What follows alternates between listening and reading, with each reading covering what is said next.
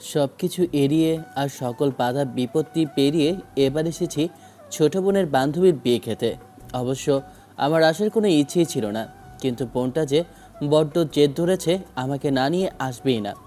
বলল আজকালকার দিনকাল ভালো না, তার উপর নাকি কিছুদিন যাবৎ কয়েকটা ছেলে ওকে ডিস্টার্ব করছে। তাই ভাবলাম এক প্রকার বোনকে সেফটি দেওয়ার জন্য চলে আসি। আপনারা আবার ভাববেন না যে বিনা দাওয়াতে আমি চলে এসেছি, এমনটা নয়। আসলে আব্বু আম্মু পুরো পরিবার সহই দাওয়াত করা হয়েছিল আমাদের, কিন্তু কোনো এক কারণবশত আব্বুর আসতে একটু লেট হবে, আর আম্মু আব্বুকে ছাড়া আসবে না বলল।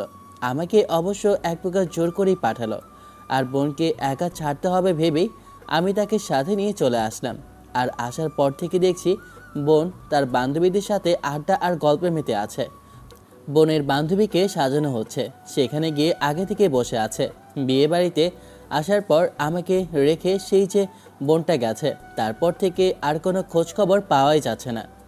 ঈশান বারবার বোনকে ফোন করে যাচ্ছে, কিন্তু আসছে না। অনেক ডাকাডাকি আর কল করার পর শেষে কিছুক্ষণ বাদে আসলো। ছেলেটা একাই বসে ফোন চালাচ্ছিল একটা জায়গায় বসে। এবার বোন এসে খাওয়ার কথা বললে তখন বলল, কী রে বোন, কোথায় গিয়েছিলি? আসার পর থেকে পুরো 2 ঘন্টা বসিয়ে রেখেছিস, কোনো খোঁজ খবর নেই। আমি কি এখানে তোকে পাহারা দিতে আসলাম, নাকি বাসার দারোয়ানের চাকরি দিয়েছিস আমাকে? আমি বাসা পাহারা দিচ্ছি নাকি বোন? রাগ করছিস কেন সোনা ভাই? চল আমরা খেয়ে আসি। যা যা, আমার খিদে নেই। তুই গিয়ে তোর বান্ধবীর সাথে আড্ডা দে, আর না হয় ওদের সাথে গিয়ে খা। এখন আসে ভাইয়ের প্রতি ভালোবাসা দেখাতে, এতক্ষণ যাবৎ একা ফেলে রেখে। বোনটা এবার ঈশানের গালটা টেনে দিয়ে বলতে লাগলো, রাগ করছিস কেন ভাই? আমি তো তোকে আমার ভাবি পছন্দ করার সুযোগ দিলাম, তুই কি একটাও ভাবি পছন্দ করতে পারিসনি? আজব ক্যারেক্টার মাইরি। আমি মেয়ে দেখার জন্য এই বাসায় এসেছি নাকি? আমি তোর সেফটি দেওয়ার জন্য এখানে এসেছি। আর সবচেয়ে বড় কথা, তুইও যে ছেলেদের খুব বেশি সুযোগ দিস কিনা সেটাও তো আমাকে দেখতে হবে, তাই না? সবসময় শুধু বাইরের ছেলেগুলোর দোষ দিলে তো হবে না, তোরও তো খেয়াল রাখতে হবে। ভাইয়া তুই জানিস আমি ঠিক কেমন। আমি ছেলেদের যে খুব বেশি সুযোগ দিই না সেটা তোর জন্য নাও, তারপরও। তাহলে তুই এগুলো কেন বলছিস? তুইও জানিস আমার মেয়েদের প্রতি কোনো ইন্টারেস্ট নেই, তারপরেও। সেটাই তো সবচেয়ে বড় দুর্ভাগ্য। হ্যাঁ, তো বলা কওয়ার পরও একটা ভাবি জোগাড় করতে পারি না। কত শখ ছিল আমার বান্ধবীকে তোর বউ করব, বান্ধবী আমার ভাবি হবে, সব সময় তাকে রাগাবো, কিন্তু কোথায় আর কি, তোকে তো রাজি করাতে পারলাম না।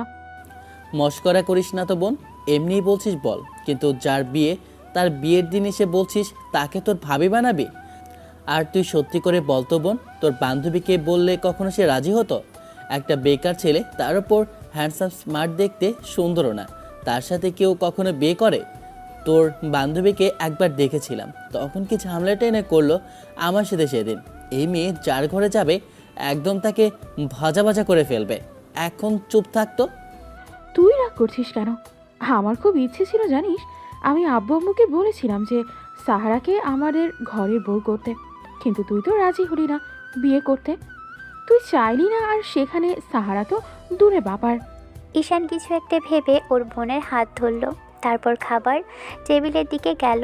ঈশান বোনের সাথে এসে একটা টেবিলে বসতেই এরই মাঝে ওদের বাকি বান্ধবীরা এসে বসলো, আর ঈশানকে অনেকেই সালাম দিল। ছেলেটা উত্তর দিল। সুইটির প্রত্যেকটা বান্ধবীকে ঈশান চেনে, কারণ মাঝে মাঝেই বোনের কলেজে গিয়েছে, সেখান থেকে ওকে নিয়ে আসে, আর সেখানে ওদের সাথে দাঁড়িয়ে থাকতে দেখে আবার মাঝে মাঝে ওরা বাসায় আসে।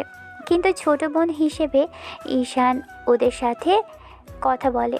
এবার ঈশান খেতে আরম্ভ করলে তখন সুইটির এক বান্ধবী বলতে শুরু করলো, ভাইয়া, আমাদের এক বান্ধবীর বিয়ে হয়ে যাচ্ছে, আর সুইটির বিয়ে হবে কিভাবে? তার আগে তো আপনি আছেন। বলছিলাম কি, আপনি অন্তত বিয়েটা করুন, আমরা আর একটা বিয়ে খাই ভাইয়া। কপালে যেদিন থাকবে ওই দিনই হবে। আপু, তোমরা টেনশন করো না, তোমাদের খাওয়াটা মিস হবে না, আমি গ্যারান্টি দিলাম। ঈশানের কথাতে সবাই হাসলো। খাওয়া দাওয়া আরম্ভ করার পর থেকে মেয়েগুলো এত কথা বলছিল, মেজাজটা খারাপ হলেও ঈশান কিছু বলল না। পুরো 1 ঘন্টার সময় নিয়ে খেলো সবাই। তারপর ঈশান উঠে এসে একটা জায়গায় বসতেই এবার ছুটির বান্ধবীদের সাথে আবারও ভিতরে গেল। ঈশান ওদের বলতে আরম্ভ করলো, বোন, একটু তাড়াতাড়ি বের হস। আর হ্যাঁ, তোর বান্ধবীকে বিদায় দিবি বেশ ভালো কথা, কিন্তু খবরদার আশেপাশে যদি কোনো ছেলেকে দেখিস তাহলে আমাকে কল করবে, আমি এসে হাড়গোড় ভাঙবো। এজন্যই তোমাকে বলেছিলাম আমি বোরখা আর নিকাব পরে বের হই, কিন্তু তুমি আসতে দিলে না। এত কথা বলিস কেন? যা এবার, আমি বসে আছি। আবারও ঘন্টা 2 পার হলো, কিন্তু আশ্চর্যের বিষয় খাওয়া দাওয়ার সব লোকজনের শেষ হয়ে গেলেও বর আসে না কেন? ঈশান বারবার বোনকে কল করার পরও ভদ্রমহিলা কল ধরল না। ঈশানের মেজাজটাই খারাপ হয়ে গেল। এক সাইডে এসে ফোন চালাচ্ছিল, এরই মাঝে কোথা থেকে এক ভদ্রমহিলা আসলেন। এসে কিছুক্ষণ ধরে দাঁড়িয়ে রইল। ঈশান এবার পাশে থাকা একটা চেয়ার এগিয়ে দিয়ে বলতে আরম্ভ করলো, কিছু বলবেন আন্টি? না মানে আসলে তোমাকে কেমন চেনা চেনা লাগছে বাবা। কোথাও কখনো দেখেছেন তাই হতেই পারে, আর না হলে একই চেহারার তো অনেকেই হয়, সেজন্যই। সেটাও হতে পারে, কিন্তু তোমাকে কেমন আপন মনে হচ্ছে। ঈশান অবাক হলেও একটু হাসার চেষ্টা করে ফোন চালানোতে ব্যস্ত হলো, কিন্তু ভদ্রমহিলা ওর সাথে কথা বলতে ব্যস্ত হয়ে পড়ল। নাম, ঠিকানা, কোথায় থাকে, কি করে সব কিছু জানার চেষ্টা করলো। ঈশান পাত্তা না দিলেও এবার ভদ্রমহিলা যেটা বলল সেটার পর ঈশান আর ফোনের দিকে তাকিয়ে থাকতে পারল না। ওনার দিকে তাকিয়ে বলল, হঠাৎ এইসব প্রশ্ন কেন করছেন আন্টি? না মানে আসলে জিজ্ঞেস করছিলাম যে তুমি বিয়ে টিয়ে করেছো কি না, তাই আর কি। না আন্টি, এখনও বিয়ে করা হয়নি, তবে বাসা থেকে কয়েকবার বিয়ের কথা বলেছিল। তাহলে বিয়ে করনি যে? আমি এখনও বেকার, সেই জন্য আর কি এসব নিয়ে ভাবিনি। বেকার ছেলের সাথে মানুষ কি মেয়ে দেয় নাকি আজকাল? ভালো ছেলে হলে অবশ্যই দেয়, তাছাড়া কোনো ছেলে কি বিয়ে করা ছাড়া সারা জীবন থাকে নাকি? আর যে এত চিন্তা করে সে অবশ্যই কিছু না কিছু করবে। বিয়ে করলেও মানুষ কত কিছু করতে পারে। তুমি এখন করো না, ভবিষ্যতে করবে। আচ্ছা, তোমার আব্বু কি করে? আমাদের ছোটোখাটো একটা বিজনেস আছে, ভেবেছি সেটাই ভবিষ্যতে আমি দেখব। বেশ, তাহলে তো হয়েই গেল। তাহলে বিজনেসে বসলেই তো হয়। আর বেকারের কি আছে? ওটা তো আমার বাবার, তাই ভেবেছি নিজের কিছু করব। সে কি একমাত্র ছেলে হয়ে বাবার বিজনেস চালাবে না? আমি একমাত্র নই আন্টি, আমার একটা বোন আছে, ভেবেছি বোনের বিয়ে দেব, তারপর বিয়ের কথা ভাববো। ঠিক সময় বিয়েটা করে নেওয়াটাই ভালো বাবা। আচ্ছা, তোমার ঠিকানাটা কি আমাকে একটু দেবে? আমি তোমার আব্বু আম্মুর। ভদ্রমহিলা কথা শেষ করতে পারল না, তার মাঝখানেই সুইটি আসলো। এসেই বোনটা সামনে দাঁড়িয়ে কেমন যেন হাঁপাতে আরম্ভ করলে তখনও বলতে লাগলো, কী রে বোন, কি হয়েছে তোর? এরকম হাঁপাচ্ছিস কেন? কেউ কিছু বলেছে নাকি? নাকি কোনো ঝামেলা হয়েছে? আর বর আসে না কেন বলতো? সেই তখন থেকে বসে আছি, এখনও যদি বর না আসে তাহলে কখন আসবে? ভাইয়া একটু চল না আমার সাথে, আমার তোর সাথে কথা আছে। এবার ভদ্রমহিলার দিকে তাকিয়ে সুইটি একটু হাসার চেষ্টা করে বলল, কিছু মনে করবে না আন্টি, ভাইয়ার সাথে একটু গুরুত্বপূর্ণ কথা বলতে হবে। ভদ্রমহিলা জবাবে হাসি দিলেন। এবার সুইটি ভাইয়ের হাত ধরে টেনে এক সাইডে আনলো আর বলতে লাগলো, আরে কি এরকম হাত ধরে টানাটানি করছিস কেন? কি হয়েছে বলতো? ভাইয়া ঝামেলা তো একটা হয়ে গেছে, বলছিলাম কি এই মুহূর্তে তুই আমার বান্ধবীকে বিয়ে করবি? ঈশান বোনের এমন দ্বারা কথাতে যেন 4400 ভোল্টের শক খেলো। এসব কি বলছে তার বোন? বোনের কি মাথা খারাপ হলো নাকি? কেউ উল্টাপাল্টা কিছু বোঝালো? ঈশান একটু হাসার চেষ্টা করে বলল, মস্করা করিস না তো, খেতে আসলাম বিয়ে, আর তোকে এসব মজা করতে কে বলেছে বলতো? দেখ, এসব নিয়ে মস্কারি করাটা কিন্তু আমার মোটেও পছন্দ না। তোকে আমি বলেছি তাড়াতাড়ি এসব কাজ শেষ কর, দরকার পড়লে বিয়েটা শেষ হওয়ার সাথে সাথেই আমরা বেরোবো। আর হ্যাঁ, এই কান্নাকাটির মধ্যে আমার থাকতে যে ভালো লাগে না তুই সেটা খুব ভালো করেই জানিস। আর এখন এসব কথা বলার মানে কি বোন? আগে আমার কথা তো শুনবি ভাইয়া, তোকে না জানি আমি অনেক বড় একটা সিদ্ধান্ত নিয়েছি রে, তুই দয়া করে রাগ করিস না। আর সবচেয়ে বড় কথা, আমি আব্বু আম্মুকেও কল করে গিয়েছি। এই মুহূর্তে যদি চুপ করে থাকতাম তাহলে অনেক বড় অন্যায় করা হতো। প্লিজ তুই রাগ করিস না, তুই অন্তত আমার কথাটা শোন। আজব, তুই কি বলছিস? আমি তো সেটাই বুঝতে পারছি না। আর আব্বু বাসায় আসেনি, তুই আব্বু আম্মুকে কেন ফোন করবে? আর ওরা এখানে কেন আসবে? আমি তো সেটাই বুঝতে পারছি না। কি বলছিস এগুলো? তোর এরকম ফাজলামি করার স্বভাব ছিল না বোন, তাহলে হঠাৎ আজকে আবার কি এমন হয়েছে যার জন্য এরকম পাগলামি করছিস? উফ ভাইয়া, তুমি আমার কথা কেন বুঝতে চাইছো না? যে ছেলেটার সাথে সাহারার বিয়ে হওয়ার কথা ছিল, সে ছেলে অন্য মেয়ে নিয়ে ভেগেছে। এখন এই মুহূর্তে সাহারার পরিবারের অবস্থা কি? আর সবাই সবটা জানার পর যে কি একটা পরিস্থিতি হবে, তুই সেটা কি বুঝতে পারছিস? ও, এই ব্যাপার। তো আমি এখানে কি করতে পারি? তার জন্য তুই আমাকে এইসব কেন বলছিস? দেশে কি ছেলের অভাব পড়েছে নাকি যে? হ্যাঁ পড়েছে, ভালো ছেলের অনেক অভাব পড়েছে। দেখো, আমি ওর আব্বু আম্মুর সাথে কথা বলেছি, আর ওর আব্বুর সাথেও সাহারা আব্বুর কথা বলিয়ে দিয়েছে। ওদের কোনো আপত্তি নেই। সাহারাকে আমি বলেছিও আমার ভাইয়াকে বিয়ে করে নিলে অনেক ভালো থাকবে। দেখিস ভাইয়া, তোরা ভালো থাকবি। দয়া করে এখন আর না করিস না। আমি আব্বু আম্মুকে বোঝাবো, আর তুই অন্তত বিয়েটা করে নে। কি মুশকিল, যাকে তাকে বলবি আমি বিয়ে করে নেব? দেখ বোন, তুই যত ছেলে মানুষই করিস, আমি কিন্তু তোর এসব ছেলে মানুষিতে সায় দেব না। তার মানে এই না যে তুই এরকম একটা পাগলামি করবি আর সেটাতে আমাকে হ্যাঁ বলতে হবে। যেটা হয়েছে সেটা নিয়ে বাড়াবাড়ি করিস না। ওদের বিষয়টা ওদের বস্তুতে। এই, তুই মানুষের নাকি উপকার করিস? তাহলে আজকে এরকম একটা বিপদে আমার বান্ধবীকে, আমার একমাত্র বেস্ট ফ্রেন্ডকে এরকম একটা বিপদের মুখে ফেলে তুই কি করে চলে যেতে পারিস? আর তুই এরকম করে বলতে পারিস না ভাইয়া। তুই অন্তত একটু বোঝার চেষ্টা কর। ওদের মনের অবস্থা এই মুহূর্তে তুই বুঝতে পারছিস না। তো এখানে আমি কি করতে পারি? তুই বুঝতে পারছিস না কেন? তুই বিয়েটা করে নিয়ে ওদের সম্মানটা বাঁচাতে পারিস, আর এই মেয়েটাকে সবার অপমানের মুখ থেকেও বাঁচাতে পারিস। আমি আর কোনো কথা বলতে চাই না ভাইয়া। আব্বু আম্মুকে আমি কল করেছি, ওরা আসছে। ওরা বলেছে যদি সব কিছু ঠিকঠাক থাকে আর সত্যিই যদি এমন কিছু হয়, তাহলে তোকে বিয়েটা করাবে। দেখ বোন, তোরে অনেক পাগলামি সহ্য করেছি, জোর করে বিয়ে বাড়িতে এনে এখন আবার এরকম বিপদের মুখে ফেলতে চাইছিস? তোর কি মাথা খারাপ হয়ে গেছে?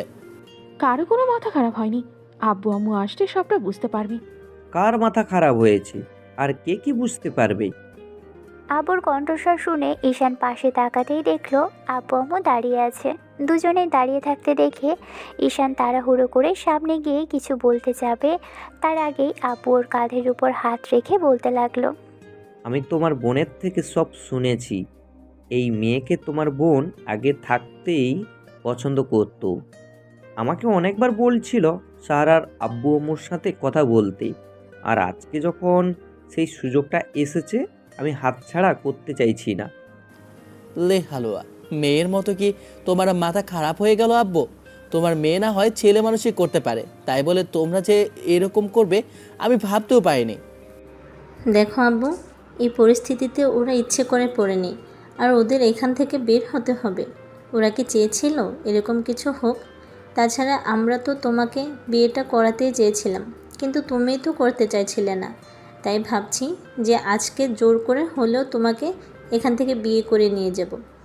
ঈশান কিছু বলবে তার আগেই ওকে চাংদোলা করে একটা রুমের মধ্যে নিয়ে আসা হলো। সেখানে এসে দাঁড়াতেই কিছুক্ষণের মধ্যে মেয়ের আব্বু আম্মু ঢুকলো।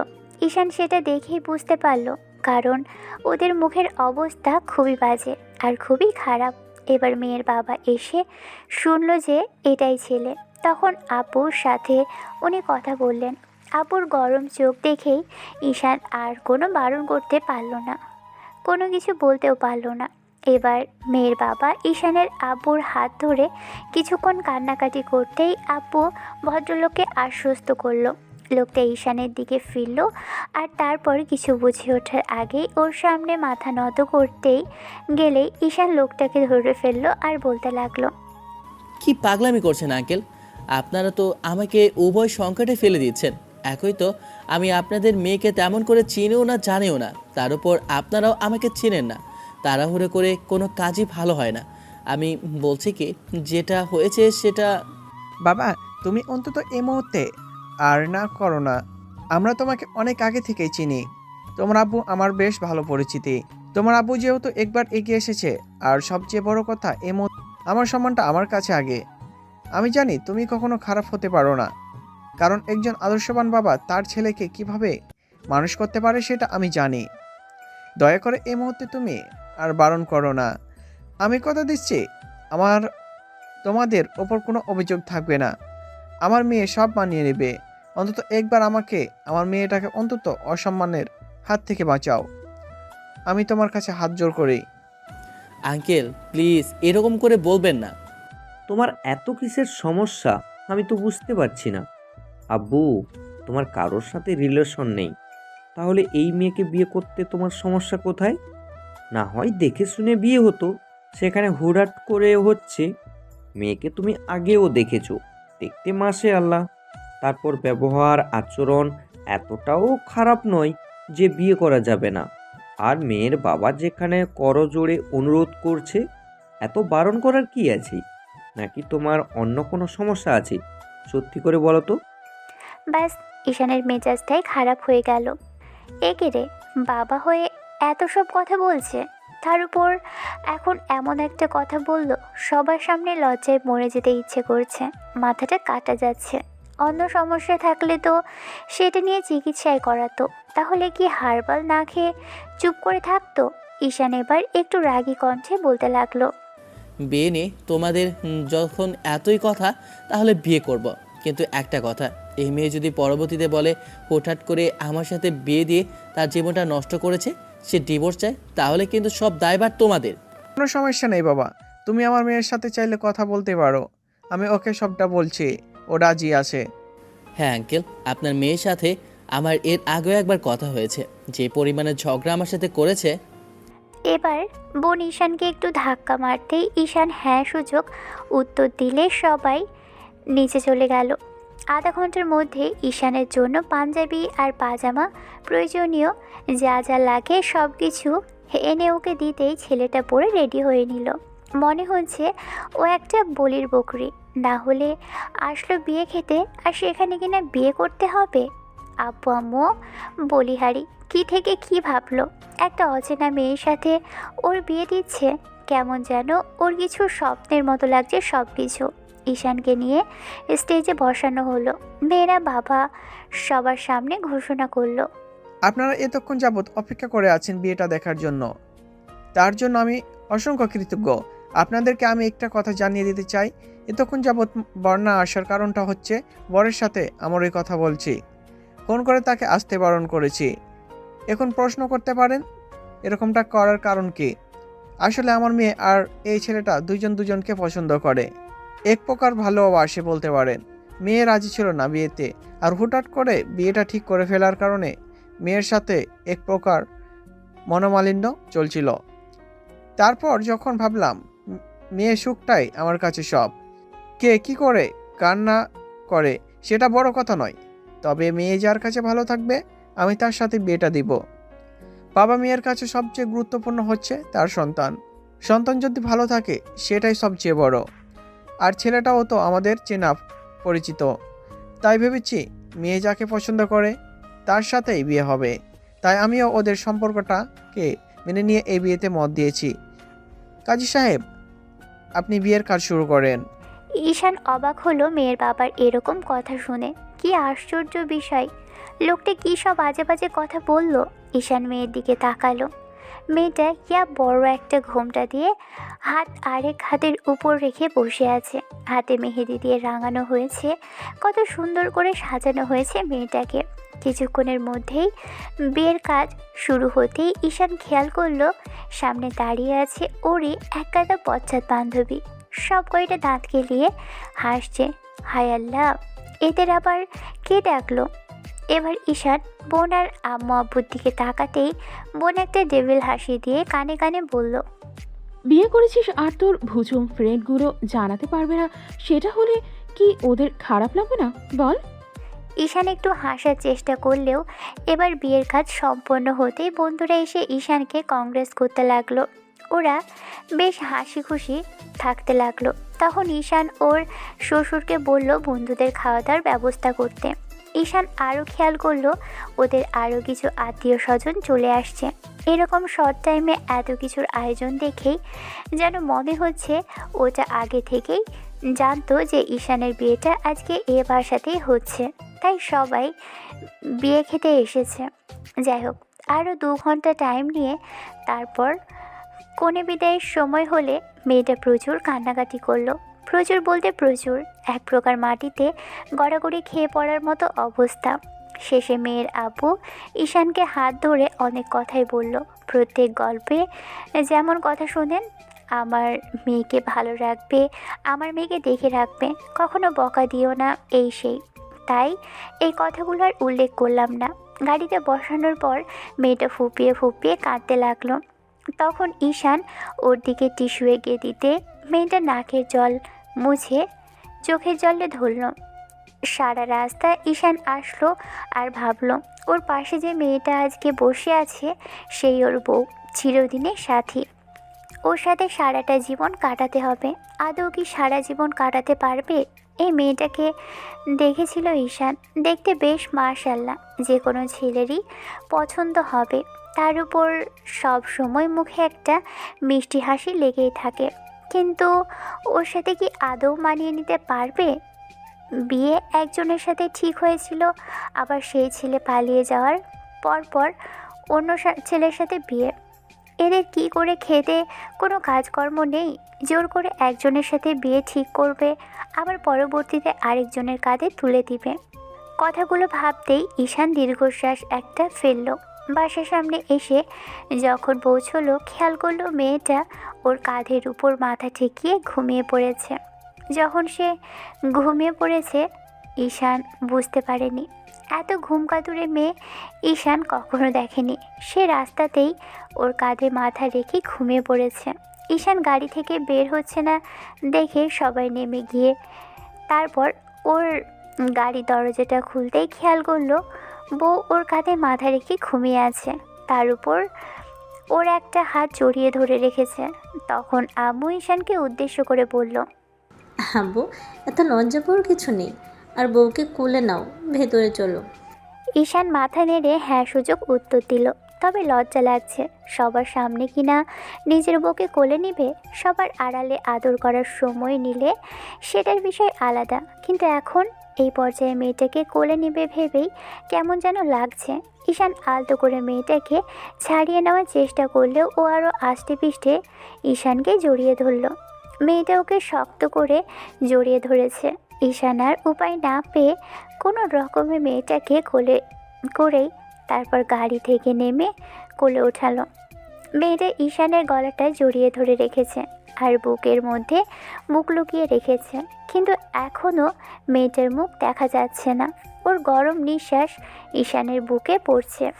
ছেলেটা বাসার ভিতরে এসে দাঁড়াতেই বাকি ফর্মালিটিস মেয়েটার ঘুমন্ত অবস্থাতেই করলো।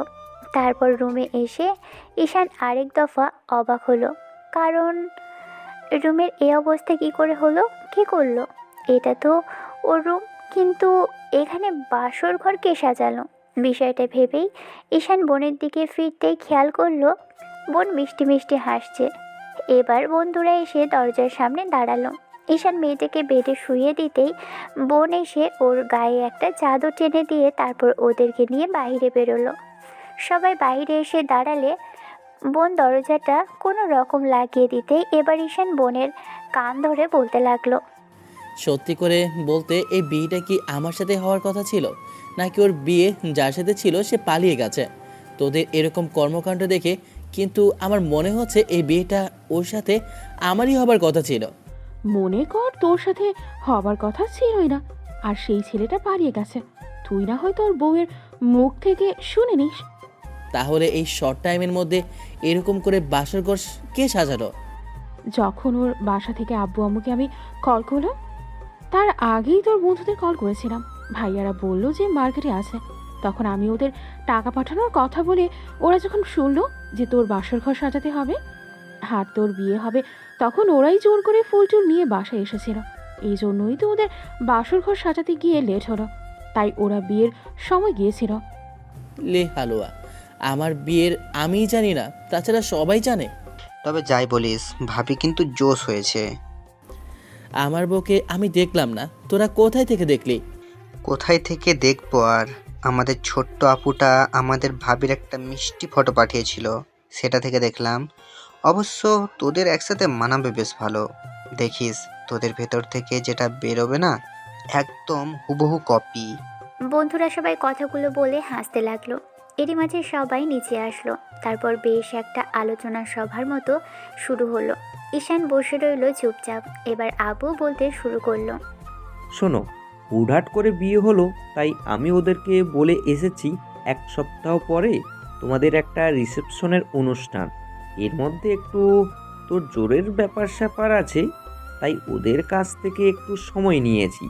তাছাড়া সাহারা এত বড় বাড়ির মেয়ে, আমাদের বাসাতে কিছু না হয় তাহলে ওদের আত্মীয় স্বজনের অনেকেই অনেক কথা বলবে। আর আমার একমাত্র ছেলের বিয়ে বলে কথা, তার বিয়েতে যদি একটু তোর জোর না হয় তাহলে কি হয়? আব্বু, তোমরা যেটা বোঝো সেটাই করো, আমার তো আপত্তি নেই।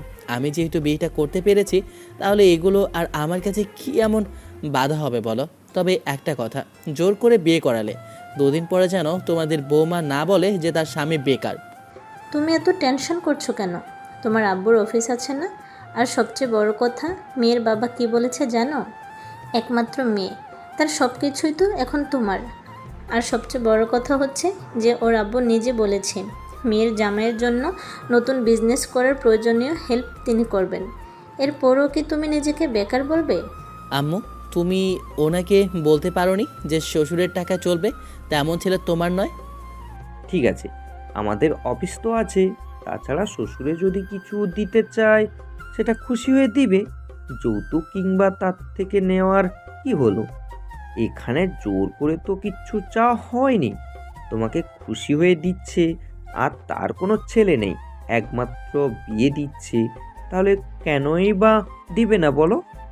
11টা পর্যন্ত আব্বু আম্মুর সাথে কথা বলে তারপর রাতের খাওয়া দাওয়া করে বন্ধুদের থেকে বিদায় নিল। বন্ধুরা চলে যেতেই এবার ঈশানের মনে হতে লাগলো ওর বউকে কি খাওয়ানো হয়েছে। রুমের সামনে এসে যখনই ঢুকতে যাবে তখনই সুইটি এসে সামনে দাঁড়ালো।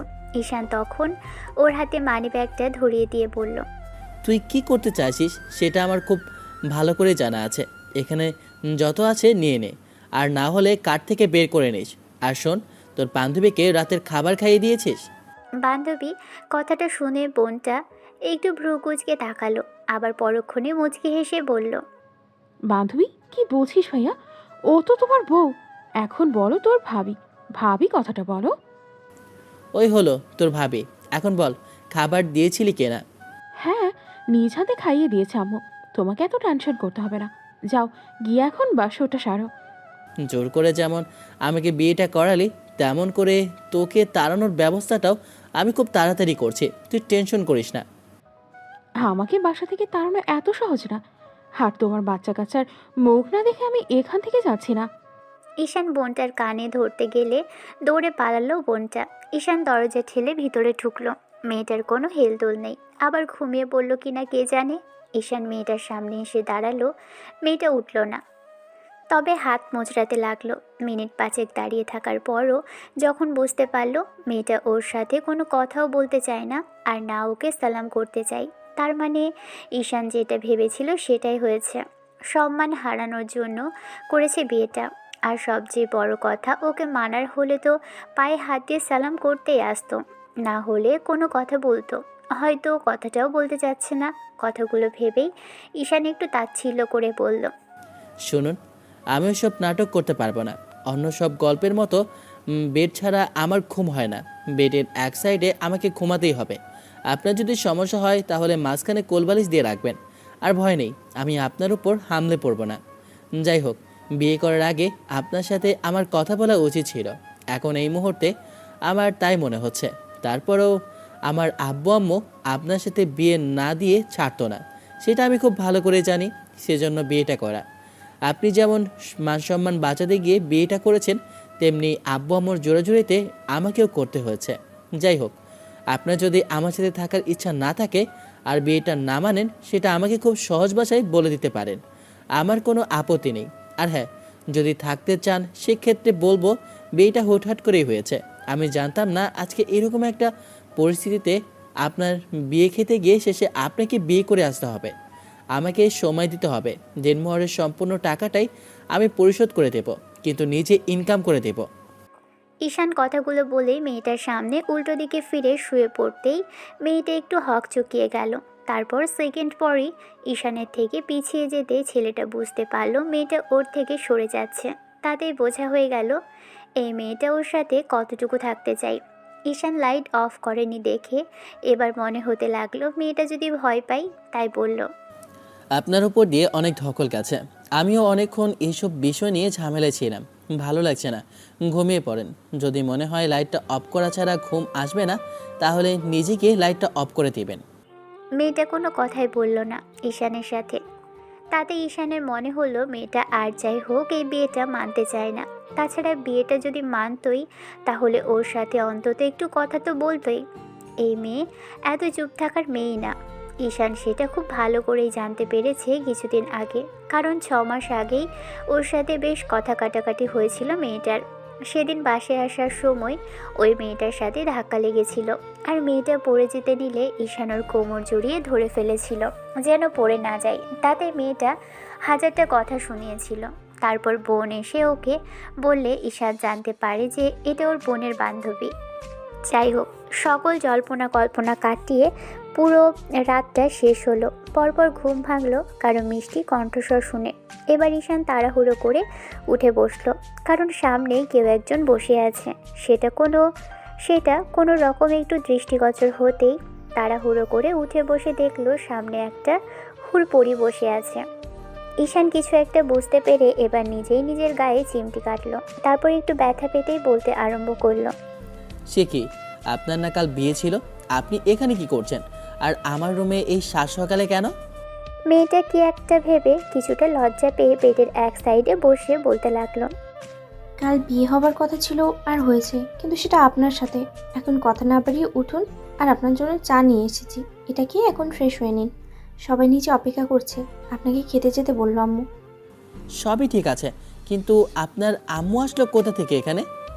আসলে কালকে আম্মু বলে দিয়েছিল যে শাশুড়ি আম্মুকে আম্মু বলে ডাকতে, তাতে শাশুড়ি আম্মু আমাকে মেয়ের মতোই ভাববে। ও আচ্ছা, শাশুড়ি আম্মুকে আম্মু বলতে বলেছিল, তবে স্বামীকে পায়ে হাত দিয়ে সালাম করতে হবে এই কথাটা বলে দেয়নি। আর এটা আপনি জানেনও না, তাই তো? নাকি এইসব পার্ট এখন উঠে গেছে? ঈশানের কথাতে মেয়েটা মাথা নিচু করে ফেললো। ছেলেটা একটা তাচ্ছিলের হাসি দিয়ে বলতে লাগলো, যাই হোক, আমি বুঝতে পেরেছি আপনার এই বিয়েতে থাকার ইচ্ছে নেই, কিন্তু 6 মাস যে দেরি করতে হবে এই জন্য ম্যাডাম। ঈশান চায়ের কাপে চুমুক দিতে দিতে কথাগুলো বলল। কি সাবলীলভাবে ছেলেটা কথাগুলো বলে দিচ্ছে। তার মানে কি ওর সাথে থাকার কোনো ইচ্ছে নেই ছেলেটার? কথাগুলো ভেবেই এবার সাহারা বেশ খানিকটা মিইয়ে যাওয়া কণ্ঠে বলতে লাগলো, তার মানে আপনি কি বলতে চাইছেন? আপনি আমার সাথে থাকতে চান না? আমার চাওয়া না চাওয়ায় কিছুই আসে যায় না। আমি আপনার কথা বলছি। আপনি তো অন্য কারোর সাথে বিয়ে করতে যাচ্ছিলেন, কিন্তু আমার সাথে কালকে জোরপূর্বক আপনাকে বিয়ে দেওয়া হলো। আপনার কেন মনে হচ্ছে আপনার সাথে আমাকে জোরপূর্বক বিয়ে দেওয়া হয়েছে? জোরপূর্বক হলে আমি কি বারণ করতাম না? জোরপূর্বক নয় তো কি? যদি তাই না হতো তাহলে রাতে এতগুলো কথা বললাম, অন্তত একটা কথা তো জবাব দিতেন। এসব বাদ দিন। আপনার বিহেভিয়ারে আমি কাল বুঝে গেছি। অবশ্য কাল আপনার সাথে কথা বলে নিলে ভালো হতো। আর আমিও দেখেন, একটা বেকার ছেলে হয়ে আপনার মতো সুন্দরী একটা মেয়েকে কী খেয়ে বিয়ে করতে গিয়েছিলাম। যাই হোক, সম্পূর্ণ দোষ আর দায়ভার আমার কাঁধের উপর দিবেন না ম্যাডাম। আপনার চলে যাওয়া হলে সেটা নিয়ে সরাসরি আপনার আব্বা আম্মুর সাথে কথা বলবেন। কালকে আসার পর থেকেই দেখছি আপনি সেই একই কথা বলছেন। আমি যদি থেকে যাই আপনার কি খুব বেশি ক্ষতি হবে? আমার আর কি ক্ষতি হবে, কিন্তু আপনার মতো এত বড়লোক বাড়ির মেয়ে আমার সাথে থাকতে পারবে না, সেটা আমি খুব ভালো করে জানি। ভুল জানেন। যদি তাই হতো তাহলে বিয়েটাই করতাম না। আর সবচেয়ে বড় কথা হচ্ছে, স্বামীর ঘর যতটুকুই হোক আর যত ছোটই হোক, তার কাছে মানিয়ে নিতে পারলেই সেখানেই সবচেয়ে বেশি সুখে থাকা যায়। খুব ভালো কথা বলতে জানেন আপনি। এইসব কথা কে শিখিয়ে দিয়েছিল? আম্মু? শুনুন, আমি এতটাও বাচ্চা নই যে আমাকে আম্মু সব শিখিয়ে দিতে হবে। তবে রাতে লজ্জা লাগছিল তাই সালাম করিনি। যদি বলেন তো এখন। না না, থাক, এগুলো করতে হবে না। আসলে আমি এমনি জিজ্ঞেস করলাম। তাছাড়া আপনি সালাম করতে গেলেও আমি পায়ে হাত দিতে দিতাম না। তাহলে এসব কথা বারবার কেন বলছেন? আমার এইটুকু কর্মকাণ্ডে আপনার মনে হচ্ছে যে আমি আপনার সাথে থাকতে চাই না? থাকবেনই বা কেন? আমাকে আপনি চেনেন না, জানেন না, খামাখা থাকবেন কেন? তাছাড়া আমার সাথে তো আপনার বিয়ে হবার কথা ছিল না। আমি আপনার পাশে মানানসই কি না সেটা আপনি ভালো করেই বুঝতে পারেন। এখনকার দিনের মেয়েরা এগুলো আগে চিন্তা করে, তারপরে বিয়ের কথা ভাবে। আপনি হয়তো সবটা ভেবে ওই ছেলেটার সাথে রাজি হয়েছিলেন বিয়ে করতে, কিন্তু এখন আবার আমাকে বিয়ে করতে হলো। কোথায় সে আর কোথায় আমি? অনেক সুন্দর করে ভাবতে পারেন আপনি, কিন্তু দুঃখজনক বিষয় কি জানেন তো? আপনার ভাবনা চিন্তা একদমই ডাহা ফেল করেছে। বাস্তবতার সাথে কোনো মিল নেই। আব্বু আম্মুর জোরাজোরিতে বিয়েতে রাজি হয়েছিলাম ঠিকই, কারণ কেন জানেন তো? কারণ আমার কোনো সোনামনা ছিল না।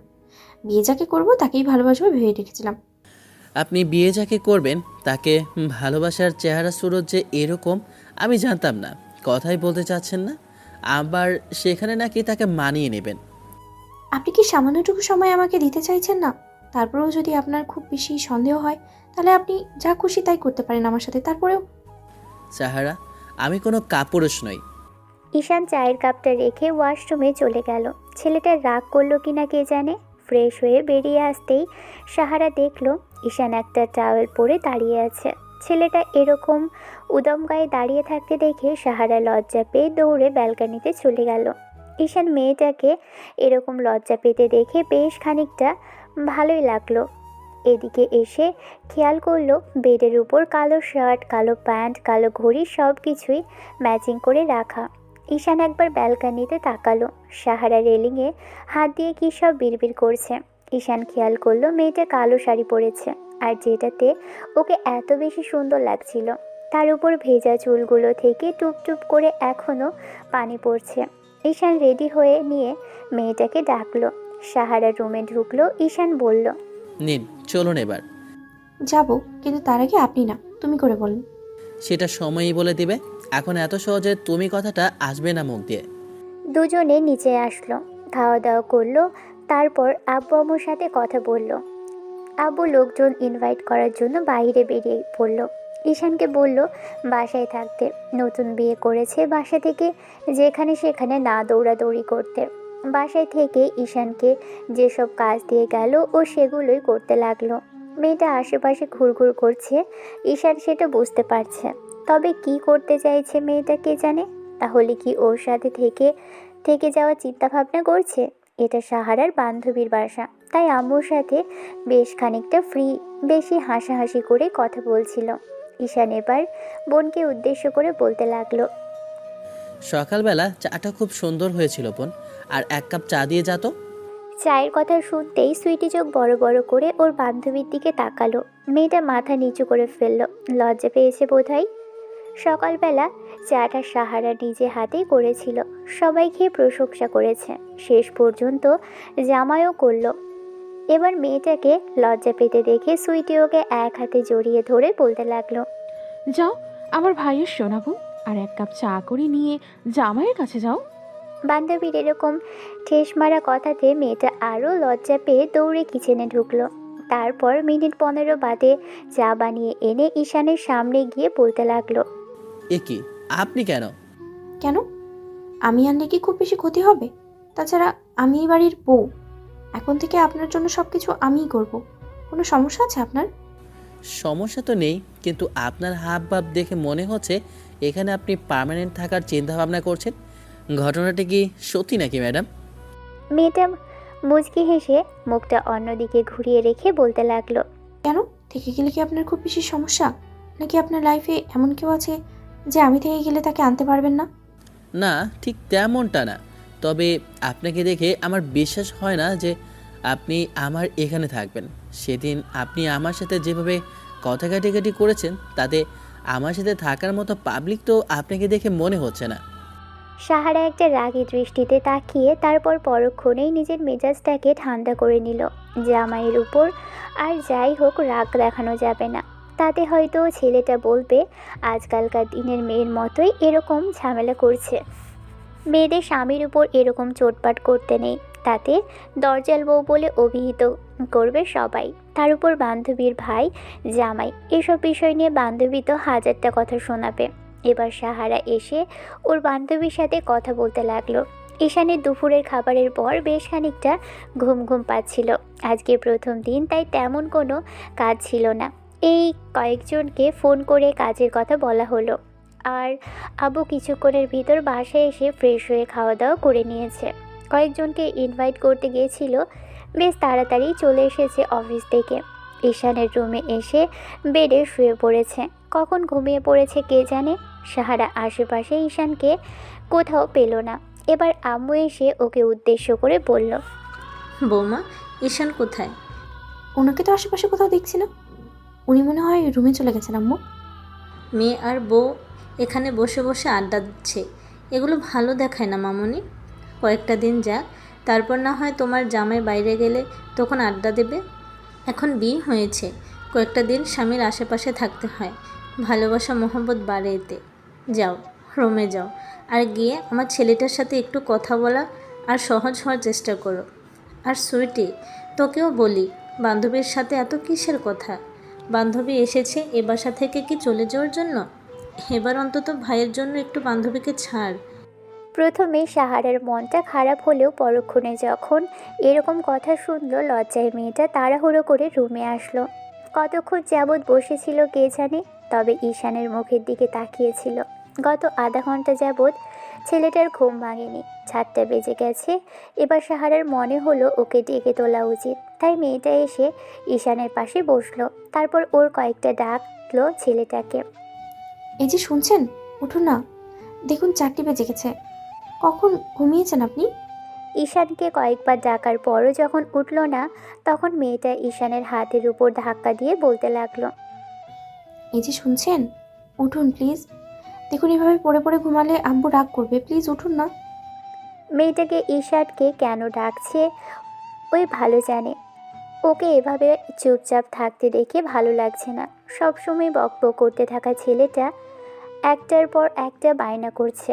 এই বাসাতে আসার পর থেকে সবগুলো কথা ঈশানোর বোনকে বলছে, না হলে আম্মুকে। আর ততবারই সাহারার করতে ইচ্ছে হচ্ছে। এবার সাহারা ঈশানের হাতের উপর ধাক্কা দিয়ে ডাকতেই ছেলেটা হুটহাট করে ওর হাতটা জড়িয়ে ধরে। সাহারা ছাড়ানোর চেষ্টা করলে ঈশান ওকে এক হাত ধরে হ্যাঁচকা টান দেয়, যার জন্য মেয়েটা বেডে পড়ে যায় আর সাথে সাথে ঈশানের সামনাসামনি শুয়ে পড়ে। এই মুহূর্তে দুজনের অনেকটাই কাছাকাছি। সাহারা ঈশানের নিঃশ্বাসের শব্দ শুনতে পাচ্ছে।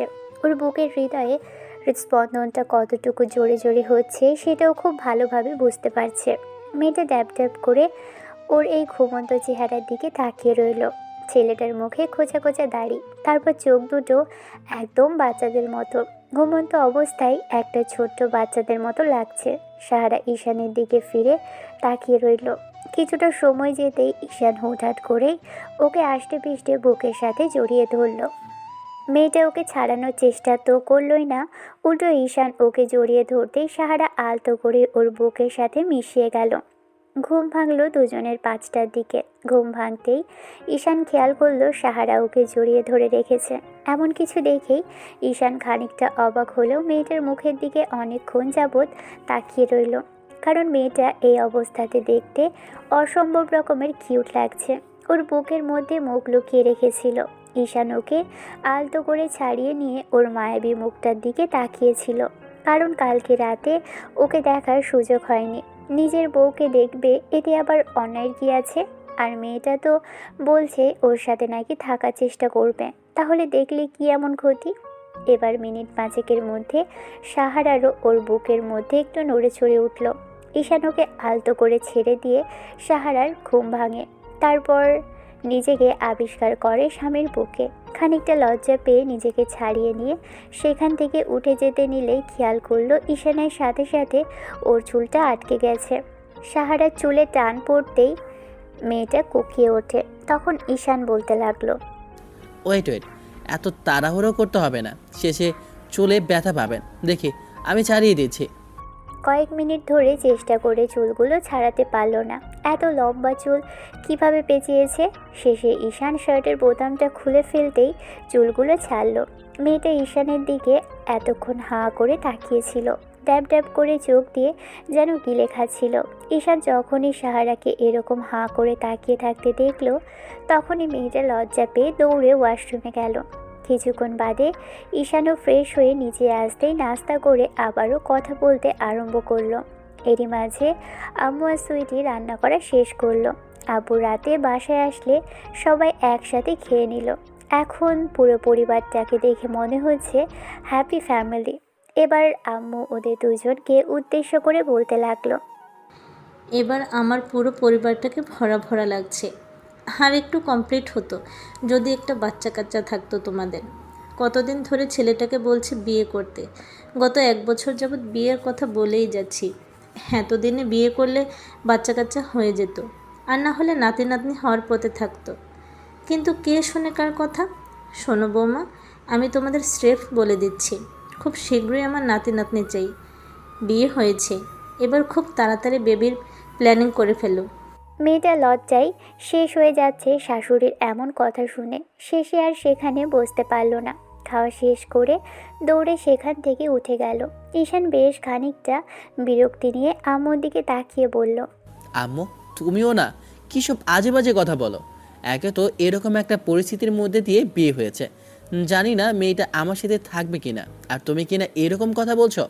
দেখো, 2 দিন পর মত চেঞ্জ হলে তারপর বলবে যে এই বিয়ে তিনি মানেন না, আমার সাথে থাকতে পারবে না। শোনো আব্বু, এত নেগেটিভ চিন্তা করতে হয় না, তেমন কিচ্ছু হবে না। ওর সাথে কথা বলেছিলাম, ও বলেছে ওর কোনো সম্পর্ক নেই।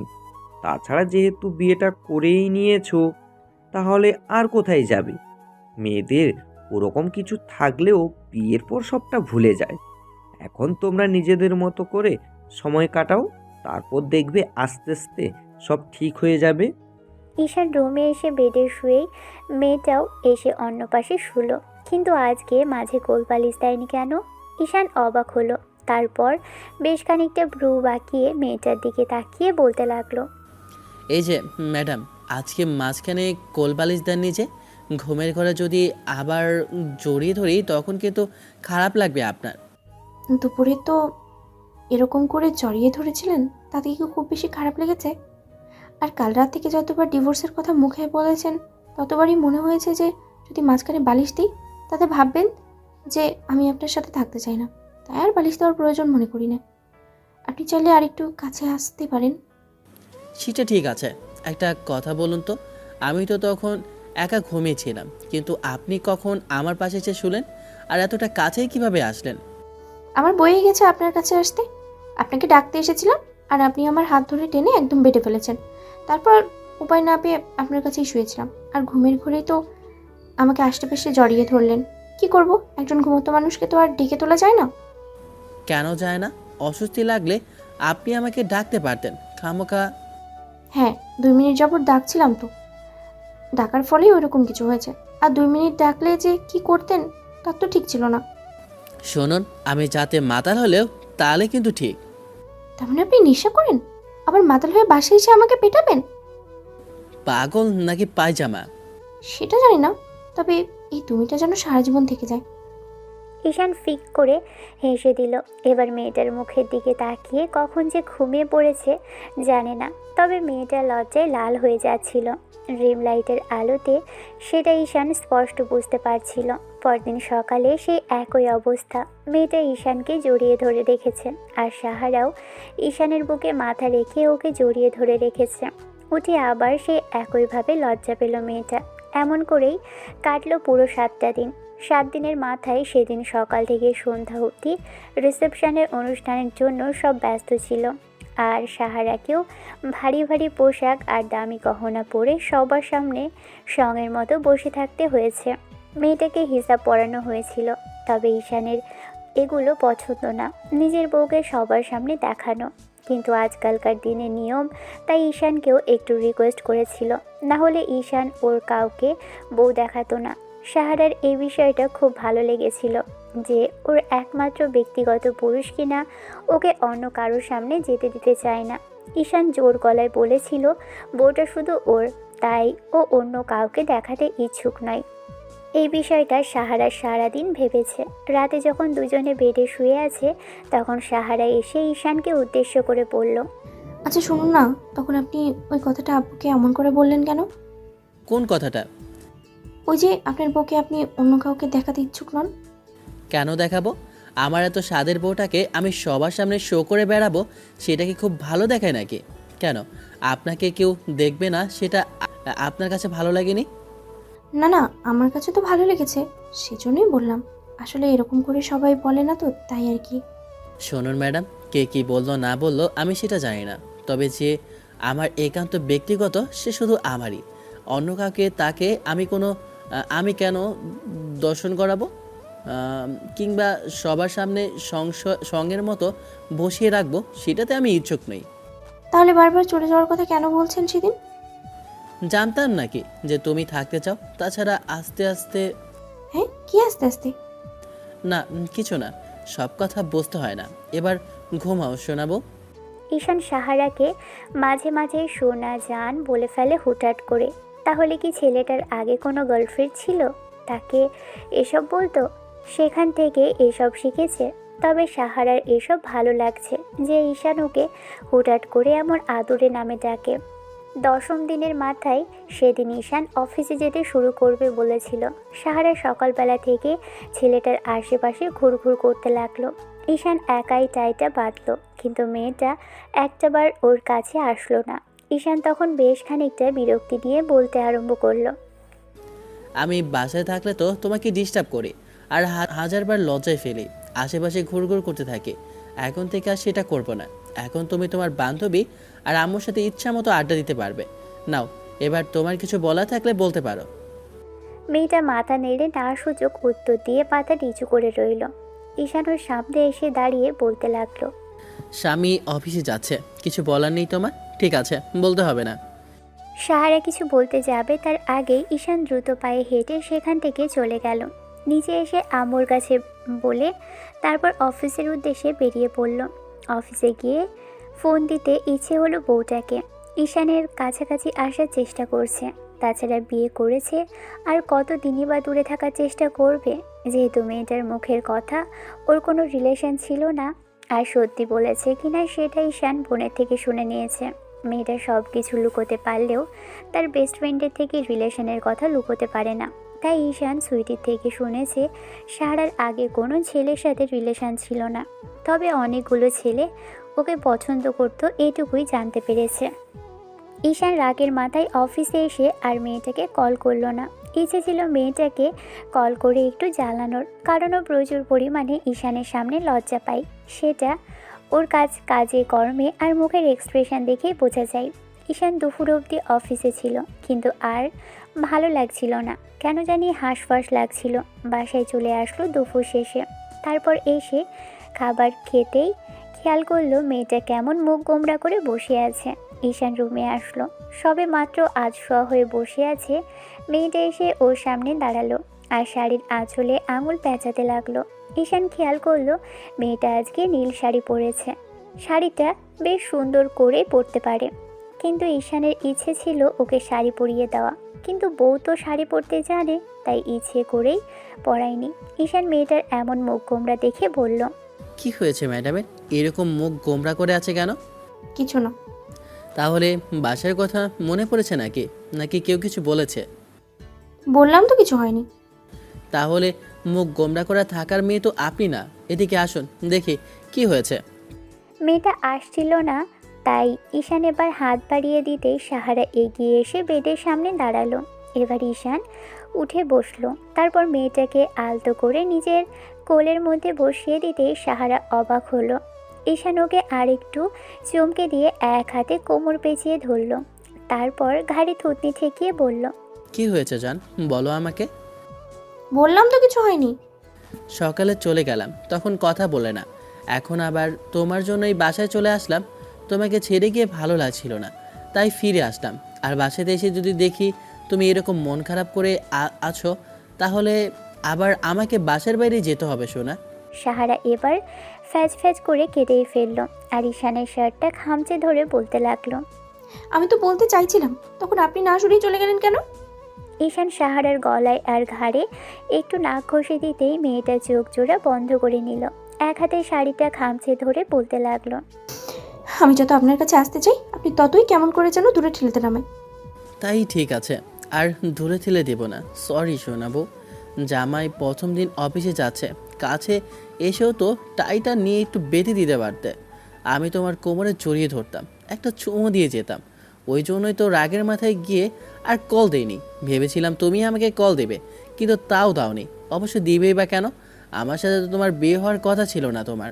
সাহারা এবার রাগী চোখে ঈশানের দিকে তাকাতেই ছেলেটা আবারও নাকটা গলাতে ঘষে নিতেই মেয়েটা লজ্জা পেয়ে গেল।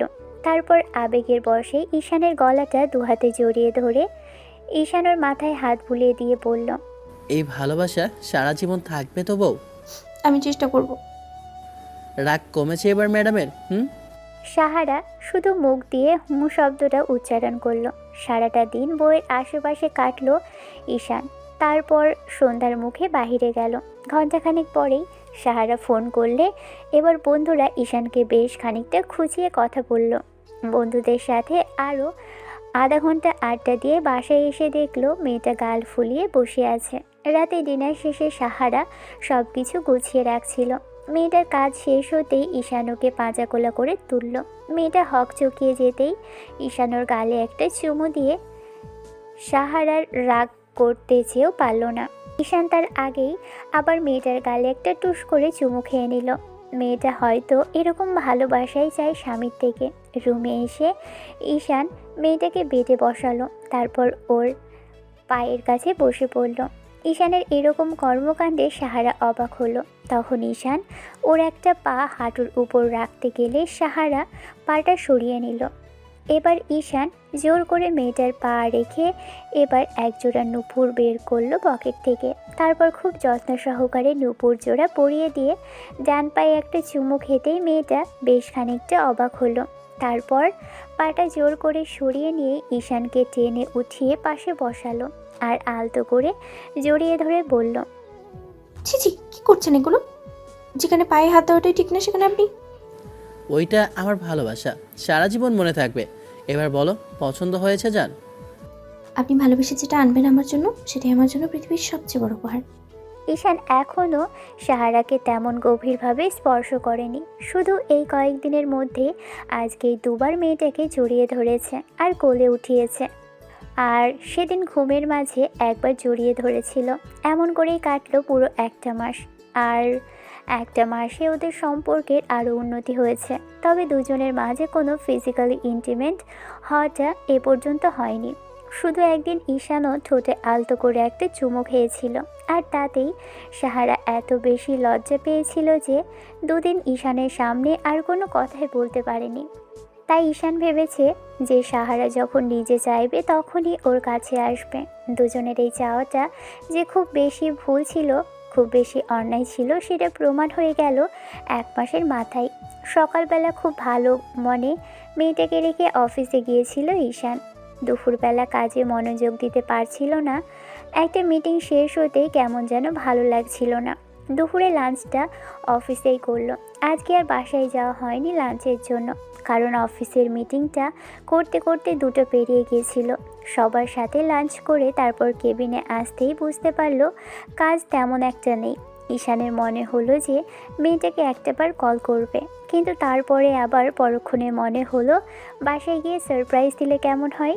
ম্যানেজারকে বলে বাসায় চলে আসে ছেলেটা। এসে ফ্রেশ হয়ে তারপর রুমে আসতেই দেখলো সাহারা রুমে নেই। ভাবলো আম্মুর রুমে আছে। ঈশান আম্মুর রুমের সামনে এসে দেখলো মেয়েটা একা শুয়ে আছে। তখন ঈশান বলতে লাগলো, আম্মু, সাহারা কোথায়? আর সুইটিকেও তো দেখছি না। সুইটি কলেজের দিকে গেছে, আর সাহারা গেছে তার এক বান্ধবীর সাথে দেখা করতে। কই, আমাকে তো বলে গেল না, আর একবার কলও করেনি। বলবে কি করে? এই একটু আগেই কল করে জানালো জরুরিভাবে দেখা করতে। সে নাকি বাইরে থাকে, সেখান থেকে এসেছে, তাই আর কি। ঠিক আছে, কোথায় দেখা করবে? কিংবা কোন জায়গায় গেছে, তোমায় কিছু বলে গেছে? এবার ঈশান আম্মু থেকে একটা রেস্টুরেন্টের ঠিকানা নিয়ে তারপর বাসায় সেদিকে যাওয়ার জন্য বেরিয়ে পড়ল।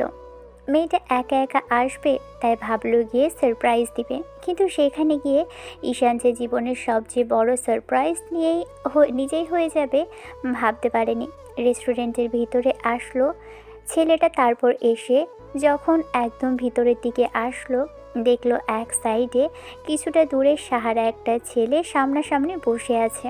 দুজনের বেশ হাসাহাসি করে, আর ছেলেটা ওর হাতের উপর হাত রেখে কথা বলছে। এরকম কিছু দেখেই ঈশান সেখানেই স্তব্ধ হয়ে দাঁড়িয়ে রইল। ঈশান ভাবতে পারেনি যে মেয়েটাকে নিতে এসে এত বড় একটা প্রশ্নের সম্মুখীন হবে। কিছুক্ষণ ধরে চুপ করে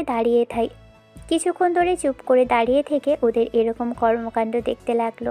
15 মিনিট পরে ঈশান একটা দীর্ঘ নিঃশ্বাস ফেলে সেখান থেকে বেরিয়ে আসলো। ভাবতেও পারেনি যে আজকে এরকম কিছু দেখবে। এখানে না আসলে জানতেই পারতো না সাহারা অন্য কোনো ছেলের সাথে দেখা করতে এসেছে। তাহলে কি ওর সাথে বিয়ে হবার পর এই ছেলের সাথে রিলেশন হয়েছে, নাকি ও মেয়েটাকে বাসায় একা রেখে আসতো, তখন সে একাকিত্বের সুযোগে কেউ ওর লাইফে ঢুকে পড়েছে? আর সবচেয়ে বড় কথা, সাহারা যদি তাকে সুযোগ না দিত, কি করে ছেলেটা ওর লাইফে আসতো? ঈশান কথাগুলো ভাবছিল। তারপর বাহিরে এসে গাড়িটা নিয়ে একটা ব্রিজের সামনে এসে থামলো। ভালো লাগছে না কিছুই, কেমন যেন সব কিছু এলোমেলো লাগছে। মনে হচ্ছে যাকে নিজের করে ভালোবাসার চেষ্টা করলো সেই কিনা ওকে এত বড় একটা ধোঁকা দিল। মেয়েটা ওর সাথে এরকম না করলেও পারতো, ওর সাথে থাকবে না সেটা বলে দিলেই হতো। তাহলে এই একটা মাস যাবৎ এরকম নাটকটা করার কি ছিল? ওর ভালোবাসাটা কি এতটাই সস্তা আর তুচ্ছ? ঈশান সেটা ভেবে পেল না। সন্ধ্যা অবধি ঈশান সেখানে বসে রইল। তারপর মনে হলো যে পকেটে ফোনটা বাজছে। আগেও কয়েকবার বেজেছে, তারপরও ঈশান ফোনটা হাতে নিয়ে দেখেনি। মাথায় শুধু দুপাশে হাত রেখে এসব কথাগুলোই ভেবে চলেছে। চোখগুলো লাল হয়ে আছে। বাসায় আসলো ঈশান অনেকক্ষণ বাদে। রাত 8টা বেজে গেছে। আব্বু আম্মু আর বোন পর্যন্ত হাজারটা কথা বলল। ঈশান রুমে এসে দেখলো সাহারা গাল ফুলিয়ে বসে আছে। ঈশান ওর দিকে না তাকিয়ে ব্লেজারটা রেখে তারপর ওয়াশরুমে ঢুকলো। একদম গোসল করে বের হতেই দেখে সাহারা বেশ খানিকটা অবাক হলো। মেয়েটা ওকে প্রশ্ন করবে তার আগে ঈশান নিচে চলে গেল। সাহারা খানিকটা অবাক হলেও ভাবলো আজকে তো মিটিং ছিল, তাই হয়তো ওকে এরকম দেখাচ্ছে। খাওয়া দাওয়া করে আসলে ছেলেটাকে জিজ্ঞেস করা যাবে। ঈশান নিচে গিয়ে খাবার খেলো, তবে তেমন করে কিছু খেতে পারলো না। তবে চুপচাপ করে সবার কথা শুনল। তবে যখন আম্মু বলল যে সাহারাকে আনতে গিয়েছিল, তখন সাহারা বেশ খানিকটা অবাক হলো। তাহলে কোথায় গিয়েছিল? ঈশান কোনো কিছুই বলল না। ছেলেটা খাওয়া শেষ করে রুমে আসলো। তারপর বেডে এসে এক সাইডে শুয়ে পড়তেই সাহারা এসে ওর সামনে বসলো। মেয়েটা কিছু বলতে যাবে তার আগে ঈশান উল্টো পাশ ফিরে শুয়ে পড়ল। সাহারা এবার ঈশানের মুখোমুখি বসে ওর গালে কপালে হাত দিয়ে দেখলো শরীর ঠিক আছে কিনা। তারপর বলতে লাগলো, কি হয়েছে আপনার? আপনি কথা বলছেন না কেন? আর আমাকে নাকি আনতে গিয়েছিলেন, তাহলে আমার সাথে তো আপনার দেখা হলো না। আমার কোনো প্রয়োজন পড়েনি আপনাকে আনতে যাওয়ার।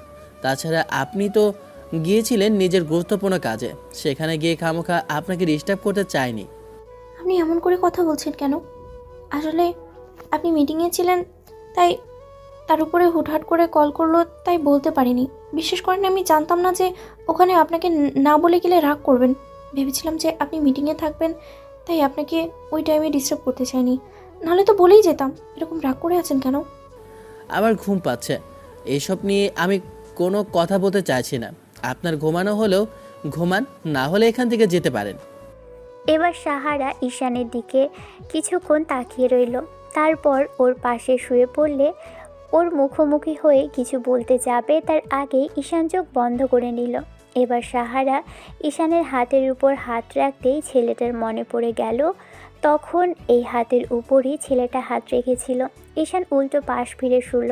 তখন সাহারা একটু মুচকি হেসে তারপর পিছন থেকে জড়িয়ে ধরল ছেলেটাকে। ইচ্ছে করলো মেয়েটাকে জড়িয়ে নিতে, কিন্তু এই মুহূর্তে ওর সাথে সিন ক্রিয়েট করতে ইচ্ছে করছে না। ঈশানের মাথাটা প্রচুর পরিমাণে ধরেছে। কিছুক্ষণ চুপ করে থেকে তারপর একটা সময় মেয়েটা যখন বুঝতে পারলো ঈশান ঘুমিয়ে পড়েছে, ওকে জড়িয়ে ধরে ঘুমিয়ে পড়লো নিজেও। পরদিন সকালে উঠে নিজের মতো করে ফ্রেশ হয়ে ঈশান অফিসের উদ্দেশ্যে বেরিয়ে পড়ল। সকালের নাস্তাও করলো না। সাহারা বেশ খানিকটা অবাক হলো। এবার অফিসে যাওয়ার পর সাহারা নিজেও রাগ করে ওকে কল করলো না। ঈশান এবার বেশ খানিকটা অবাক হলো, কারণ গতকালকে পর্যন্ত মেয়েটা কল করেছিল আর আজকে কিনা কল করলো না। ঈশান কিছুক্ষণ যাবৎ চুপ করে রইল। তারপর মনে হতে লাগলো, তাহলে কি যেটা দেখলো সেটা সত্যি? দুপুর বাদ ঈশান সাহারার নাম্বারে কল করতেই দেখলো ফোনটা ওয়েটিং দেখাচ্ছে। এবার ছেলেটার সন্দেহটা বেড়ে দ্বিগুণ হলো। তখন ঈশান ওর বোনের নাম্বারে কল করে জানতে পারলো সাহারা কারোর সাথে কথা বলছে। তাহলে কি সত্যি সত্যি ও যেটা ভেবেছে সেটাই? ঈশান আর এক মুহূর্ত দেরি করলো না, বাসায় চলে আসলো। তারপর এসে রুমে ঢুকতেই খেয়াল করলো সাহারা ফোনটা ঘাটাঘাটি করছে। ঈশান কল করেছে, মেয়েটা একটাবারের জন্য ধরেনি। ছেলেটা এসেই ওর হাত থেকে ফোনটা নিল। তারপর খেয়াল করলো সাহারা ফোনে ওর আম্মুর নাম্বার ছাড়া আর কোনো নাম্বার নেই। আর কালকে যে নাম্বারটা থেকে কল এসেছিল তখন ঈশান সে নাম্বারটাই কল করলো। ফোন করে দেখলো যে একটা মেয়েলি কণ্ঠ। ঈশান ফোনটা কেটে দিল। তখন সাহারা খানিকটা অবাক হয়ে প্রশ্ন করলো, কি হয়েছে? আপনি এরকম করছেন কেন? এরকম ফোন নিয়ে কেড়ে নিলেন যে? কি হয়েছে আমাকে বলবেন? নাকি আপনার কাকে বিশ্বাস করব আর কাকে বিশ্বাস করব না সেটাই ভেবে পাচ্ছি না। চোখে যেটা দেখলাম সেটা কি সত্যি, নাকি যাকে চোখের সামনে থেকে গত 1 মাস ধরে দেখছি তাকে সত্যি ভাববো? কি হয়েছে আপনার? আপনি এমন করে কথা বলছেন কেন? কেউ কিছু বলেছে? আপনি এত রেগে আছেন কেন? বসুন না এখানে। এবার সাহারা ঈশানের হাত ধরে বেটে বসালো। ওর হাত থেকে ফোনটা নিল না। ঈশান ফোনটা বেডের উপর রেখে একটা দীর্ঘ নিঃশ্বাস ছাড়তেই সাহারা ঈশানের কপালে গালের ঘামগুলো শাড়ির আঁচল দিয়ে যখনই মুছিয়ে দিতে যাবে তখনই ঈশান ওর হাতটা ধরে ফেলল। তারপর হাতটা সামনে এনে একটা তাচ্ছিল্য করে হাসি দিয়ে বলতে লাগলো, এই হাতটা ধরেছিল কাল, তাই না? এই হাত ধরেছিল মানে? আপনি কি বলছেন? আমি তো কিছুই বুঝতে পারছি না। কিসের কথা বলছেন আপনি? এখন ঠিকই বুঝতে পারছো না, তারপর যখন নাগরের হাত ধরে পালিয়ে যাবে তখন তো আরও বুঝতে পারবে না কোথায় কখন কিভাবে ভালোবেসে ফেললে। সাহারা অবাক হয়ে গেল। তারপর ধপ করে পেটে বসে পড়ল। মেয়েটা কেমন কান্না মিশ্রিত কণ্ঠে বলতে লাগলো, কি বলছেন আপনি এগুলো? আমি কাকে ভালোবাসবো? আমি আপনাকে ছাড়া তো আর কাউকে তো নিয়ে চিন্তাও। আর একটা মিথ্যা কথা বলার দরকার নেই। তোমার যে অন্য কারোর সাথে অ্যাফেয়ার চলছে কিংবা তার সাথে কাল দেখা করতে গিয়েছিলে সেটা আমার থেকে লুকানোর চেষ্টা করো না সাহারা। কাল আমি নিজের চোখে দেখে এসেছি ওই ছেলেটার সাথে কতদিন যাবৎ রিলেশন চলছে, নাকি আমাদের বিয়ের পরেই তুমি ওর সাথে রিলেশনে জড়িয়েছ। আমি তোমাকে বাসায় একা রেখে গেছি আর সেই সুযোগে তুমি। সাহারা বেশ খানিকটা হক চুকিয়ে গেল। তারপর এগিয়ে এসে ঈশানের মুখের দুপাশে হাত রাখতে গেলে ছেলেটা হাত দুটো সরিয়ে দিয়ে বলতে লাগলো, এই হাতে অন্য কেউ টাচ করেছিল তাই না? এই হাতে আবার আমাকেই টাচ করছো?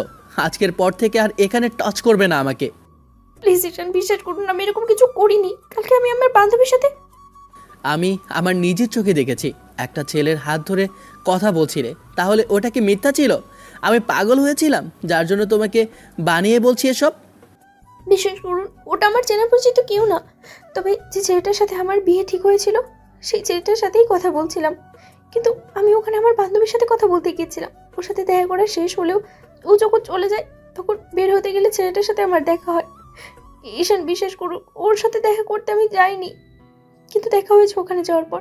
আমি চেয়েছিলাম ওকে এড়িয়ে আসতে, কিন্তু হাত জোর করে রিকোয়েস্ট করেছে ছেলেটা কথা বলতে। সেদিন পালিয়ে যাওয়ার জন্য আমাকে 1000বার সরি বলেছে, মাফ চেয়েছি, সেই জন্যই হাত ধরে। এত সুন্দর করে মিথ্যা বানিয়ে বলতে পারো সেটা আমার জানা ছিল না। তুমি সত্যিই খুব ভালো অভিনয় করতে শিখে গেছো। সাহারা এবার কি থেকে কি করবে বুঝতে পারলো না। তারপর হঠাৎই মনে পড়লো কালকের ওই ছেলেটা বলেছিল ওর হাজবেন্ডকে সাথে একটু কথা বলবে। তাই সাহারা ওর নাম্বারটা এনেছিল। তাড়াহুড়ো করে ফোন থেকে নাম্বারটা বের করে এবার ছেলেটাকে কল করতে লাগলো। তারপর কান্নাকাটি করে সব বলল। সব শোনার পর ছেলেটি বলতে লাগলো, ভাইয়া, আমাদের ভুল বুঝবেন, আমি সেটা ভাবতে পারিনি। আপনি কাল যদি ওখানে এসেই ছিলেন তাহলে আমাদের সাথে কথা বললেন না কেন? রেগে গিয়ে কথা বলতে আসলেও তো আপনি বুঝতে পারতেন যে আমরা কোনো সম্পর্কে নেই। ভাইয়া, আমি ওর সাথে কোনো সম্পর্কেই নেই। আপনার যদি বিশ্বাস না হয় আপনি ওর আব্বু আম্মুর সাথে কথা বলতে পারেন। আমি ভিডিও কলে দরকার পড়লে আপনাদের সবটা প্রমাণ করে দিব। আপনার বোন জানে আমার সাথেই ওর বিয়ে হওয়ার কথা ছিল। এখন আপনি আপনার বোনকে জিজ্ঞাসা করে দেখুন যে কোন ছেলেটার সাথে সাহারার বিয়ে হচ্ছিল। আর সবচেয়ে বড় কথা, আপনি যদি এরপরও বিশ্বাস না করেন তাহলে কিছু করার নেই। একটা সম্পর্কের মূল ভিত্তি হচ্ছে বিশ্বাস। কালকে সাহারার সাথে দেখা হবার পর ও কি বলেছে জানেন তো? আপনি ওর জীবনের সবচেয়ে বড় পূর্ণতা। ও আপনাকে এত বেশি ভালোবাসে যে আপনাকে আপনার কথা ছাড়া কালকে অন্য কিছু বলেইনি। মেয়েটা আমার উপরে রাগ করে নেই, তারপরও হাজারবার আমি ওর কাছে মাপ চেয়েছি। সাহারা আরও আমার কাছে উল্টো কৃতজ্ঞতা জানিয়েছে। দয়া করে এত সুন্দর একটা সংসার ভাঙবেন না ভাইয়া। আর না জেনে এরকম একটা কাজ করার জন্য আমি আসলেই দুঃখিত। আমি বুঝতে পারিনি যে আপনি ওখানে আসবেন আর এরকম করে দেখে ওকে ভুল বুঝবেন। ঈশান কলটা কেটে দিল আর সাহারা ফোনটা ফেলে দিয়ে ফ্লোরে বসে পড়ল। তারপর চুলগুলো খামচে ধরে কান্না করতে লাগলো। ঈশান কি বলবে বুঝে উঠতে পারল না। মেয়েটার সামনে বসে পড়লে হাঁটু মুড়ে। তারপর মেয়েটাকে জড়িয়ে ধরতে গেলে তখন সাহারা ওকে জোর করে ছাড়িয়ে দিয়ে বলতে লাগলো, বিয়ের প্রথম দিন থেকেই আপনি আমাকে সন্দেহ করে আসছেন। আপনি বলছেন আমি আপনার সাথে থাকবো কিনা। এসব দেখেও আপনি আমাকে একটা বার না বলে এমন করে সন্দেহ করলেন। আপনি আমাকে ভালোবাসেন না ঈশান, একটুও না। সাহারার মুখে এমন একটা কথা শুনে ঈশান উঠে দাঁড়িয়ে ওকে হ্যাঁচকা টানে তুলে কোমর জড়িয়ে ধরে নিজের সাথে মিশিয়ে ওর মুখের একপাশে হাত রাখলো। তারপর সাহারার ঠোঁট জোড়া বন্ধ করে দিল। সাহারা চুপ করে রইল মিনিট 5। মেয়েটা কোনো রেসপন্স করছে না, তাই ঈশান ওকে ছেড়ে দিল। তারপর মেয়েটার পায়ের কাছে বসে পড়লেই সাহারা ওকে জোর করে উঠিয়ে খুব শক্ত করে জড়িয়ে ধরে বলতে লাগলো, আপনি পাগল হয়ে গেছেন, কি সব কাজ করছেন? আমি আপনাকে বলেছি না আমার কখনো পায়ে হাত দেবেন না। জানটা অন্যায় করেছি আমি, বুঝতে পারিনি। ভালোবাসার মানুষের সাথে এরকম করে কাউকে দেখে ভয় পেয়ে গিয়েছিলাম। এখনকার দিনে তো এরকমই হচ্ছে, স্বামীর অবর্তমানে মেয়েরা এরকমই করছে। আমিও ভয় পেয়ে গিয়েছিলাম যে তুমি এরকম কিছু করে আমাকে ধোঁকা না দাও। জীবনের দ্বিতীয়বার কোনো নারী আমার জীবন এসেছে। আমি তো তোমাকে সেদিন বলেছি কেউ একজন খুব বাজেভাবে আমাকে ভেঙে দিয়েছিল। তারপর থেকে কাউকে আর বিশ্বাস করতে পারলাম না। কিন্তু ভালোবাসাটা তোমার জন্যই ছিল, তাই হয়তো তোমাকে এত ভালোবাসতে পেরেছিলাম। ভয় হতো খুব। আর কালকে যখন জানতে পারলাম তুমি দেখা করতে গেছো ওখানে একজনের সাথে, আর গিয়ে যখন অন্য কারোর সাথে দেখলাম তখন খুব বেশি অবাক হয়ে গিয়েছিলাম। বিশ্বাস করো, তোমাকে অবিশ্বাস করতে চাইনি, ভয় পেয়ে গিয়েছিলাম তাই। সাহারা ঈশানকে ছাড়িয়ে নিল। তারপর ওর সারা মুখে চুমু দিল। ঈশান মেয়েটাকে একটু উঁচু করে ধরতেই ও ঈশানের সারা মুখে চুমু খেলো। মিনিট 5 পর ও ঠোঁটের সাথে ঠোঁট জোড়া মেশাতেই ঈশান ওকে নিজের সাথে জড়িয়ে ধরে রেসপন্স করতে লাগলো। তারপর ঈশান বেডে বসে পড়তেই সাহারা নিজেই ওর কোলের মধ্যে বসে পড়ল আর 2 হাতে ওর চুলগুলো আঁকড়ে ধরে পাগলের মতো ঠোঁটে চুমু খেতে লাগলো। একটা সময় ছেড়ে দিয়ে কান্না মিশ্রিত কণ্ঠে বলতে লাগলো, সব কিছুই করতে পারেন, যা ইচ্ছে তাই করবেন, তারপর কখনো অবিশ্বাস করবেন না প্লিজ। জীবনের সবচেয়ে বেশি এই অবিশ্বাসটাকেই আমি ভয় পাই। আমি কিছু চাই না ঈশান, শুধু আপনার ভালোবাসাটা চাই। এরপর থেকে আর কখনো কারোর সাথে দেখা করতে যাব না, আপনাকে না বলে কোথাও যাব না, বিশ্বাস করেন। এই পাগলি, বললাম তো ভুল হয়েছে। ভয় পেয়ে গিয়েছিলাম যে তোমাকেও কোথায় হারিয়ে ফেলবো, তাই। সারা জীবন থাকবো আপনার সাথে, সেজন্যই তো এসেছি। আর আপনি বলছেন যে আমি আপনার থেকে হারিয়ে যাব। ঈশান সাহারার কপালের সাথে কপাল ঠেকাতেই মেয়েটা ফুপিয়ে উঠতে লাগলো। ঈশান বুঝতে পারলো সাহারার কান্নাটা এত সহজে থামবে না। এবার মেয়েটা হুটহাট করে ওর দিকে তাকালো আর বলতে আরম্ভ করলো, ঈশান, আমি আপনার কাছে খুব শীঘ্রই একটা বাচ্চা চাই। আমি বুঝতে পেরেছি যে বেবি না হওয়া পর্যন্ত আপনি আমায় বিশ্বাস করতে পারবেন না, তাই না? ঠিক আছে, আব্বু আম্মু যখন এত করে বলছে, আমি খুব শীঘ্রই আপনার থেকে একটা বেবি চাই, দেবেন না আমায়? সাহারার এরকম আবেগী কথাতে ঈশান আর চুপ করে থাকতে পারল না। একটু মুচকি হেসে ওর ঠোঁটে আলতো করে ঠোঁট ছুঁয়ে দিয়ে তারপর ঘাড়ে আর গলায় নাক ডুবাতেই মেয়েটা ওর চুলগুলো খামচে ধরল। এরপর কি হবে সেটা হয়তো বুঝে নিতে পারবেন। ভালো থাকুক ভালোবাসা। দেখা হচ্ছে অন্য কোনো দিন অন্য কোনো গল্পে। ততদিন পর্যন্ত আপনারা সুস্থ থাকবেন, ভালো থাকবেন, আমাদের সাথেই থাকবেন। ধন্যবাদ। আল্লাহ হাফেজ।